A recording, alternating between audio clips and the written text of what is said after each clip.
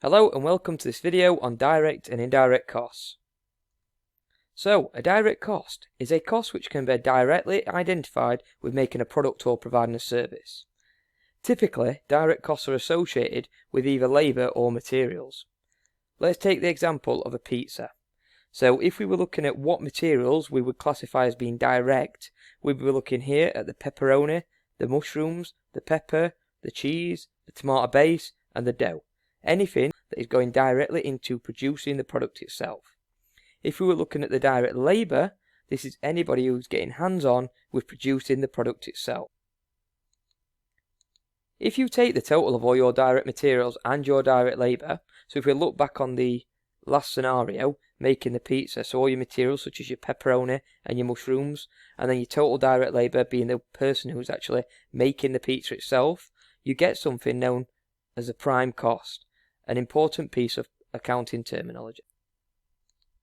Indirect costs, in contrast to direct costs, are a cost which cannot be directly identified with making a product or providing a service.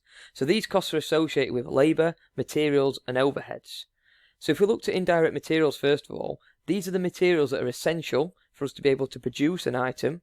However, they don't directly go into the item itself. So we're talking about lubricants, any loose tools to fix machinery potentially, any oil that's required to keep the machine running over the long term. Indirect labour is any people that are involved in the production, but they aren't directly involved. So if we looked at the pizza example, this would be cleaners of the kitchen and maybe supervisors who are overseeing the production staff themselves. The cleaners are essential because if we don't clean the kitchen, the pizzas aren't going to meet hygiene standards and customers won't be very happy. This may lead to the business closing, and supervisors are similar in a way. They are making sure that the quality standards are met. And the last one is an indirect expense. These are related to the factory, the machinery and the vehicles, and include costs that relate to the rent and rates, any depreciation and repairs and maintenance. So what we're going to have a look at now is allocating both direct and indirect costs that are associated with producing cheese salad sandwiches. I've provided you with a table, and along the top we've got a number of columns which include direct material, direct labour, and then on the right hand side you've got your indirect material, indirect labour and indirect expenses.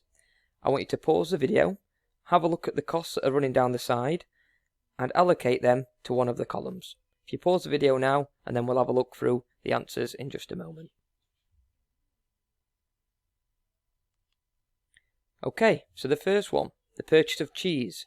Because the cheese is going directly into the cheese sandwich and we wouldn't be able to actually produce a product without it, that is a direct material.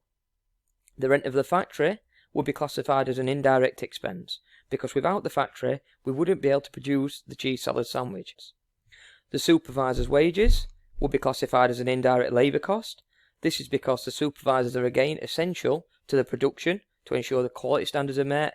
People know what they're doing. However, they are an indirect labour charge because they're not directly making the product itself.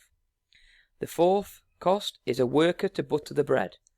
Now this particular employee is hands-on making the sandwich. Therefore, they are classified as a direct labour charge. And finally, we come to cleaning supplies. Very unlikely that we're going to put cleaning supplies on a sandwich. Therefore, they are a material cost, but they are indirect. These are to ensure we can clean the factory.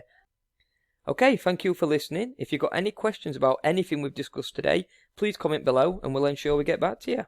Thank you.